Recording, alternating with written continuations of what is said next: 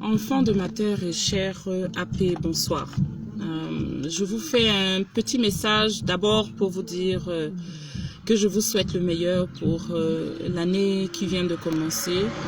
Je vous souhaite le meilleur des opportunités que la vie peut offrir en termes de santé, de prospérité. Mais je vous souhaite le meilleur aussi des épreuves que la vie peut apporter.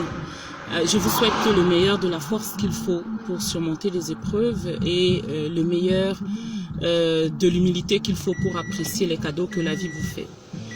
Je vous fais ce petit message aussi aujourd'hui pour vous parler de la position du MRC par rapport aux élections qui arrivent. Vous savez que nous sommes au milieu d'une campagne de boycott. Je sais que beaucoup d'entre vous ne sont pas intimement convaincus dans leur cœur que nous avons pris la bonne décision et je voudrais partager avec vous mon sentiment sur cette question et vous encourager dans ce qui me paraît être la voie de l'avenir. Je crois que nous n'aurions pas obtenu ce que nous cherchons à travers des élections en participant aux élections du 9 février 2020. Je crois que ce que nous aurions obtenu, c'est quelques sièges accordés frauduleusement et ça ne nous aurait jamais permis de provoquer les changements dont ce pays a besoin.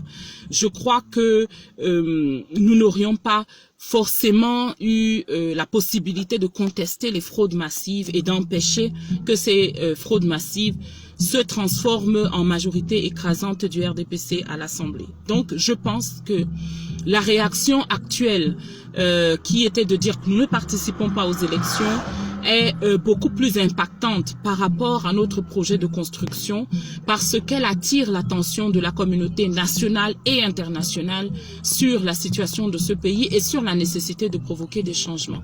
Je crois que maintenant que nous ne pouvons plus nous abriter derrière le prétexte qu'on essaye de provoquer le changement par les urnes, il faut se mobiliser pour continuer de travailler pour changer.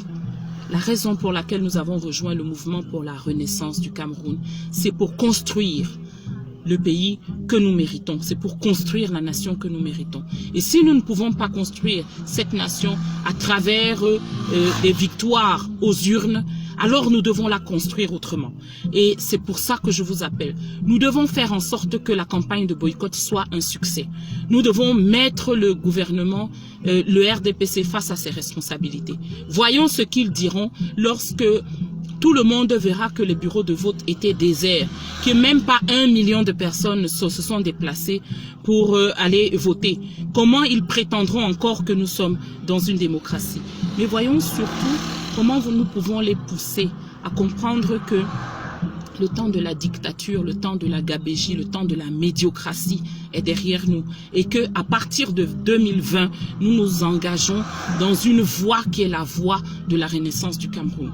Voyons comment nous pouvons faire ça. À mon sens, et c'est un appel que je vous lance, cette campagne de boycott est un test. C'est un test pour savoir à quel point nous sommes capables de nous mobiliser derrière une cause commune. Laissons de côté nos dissensions, laissez de côté vos dissensions, vos différends par rapport à qui a le droit d'être dirigeant d'une commune ou pas, par rapport à qui est là depuis 2013 et qui est là depuis 2019 et qui est un transfuge et qui est un vrai fidèle du MRC. Laissons tout cela de côté parce que c'est avec ces Camerounais-là, c'est avec ces enfants de notre terre tels qu'ils sont, avec leurs défauts, avec leurs ambitions, avec leurs travers, que nous voulons construire cette nation. Ce n'est pas avec des êtres parfaits.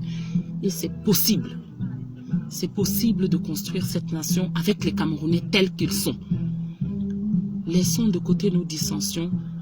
Travaillons sur ce que nous avons en commun.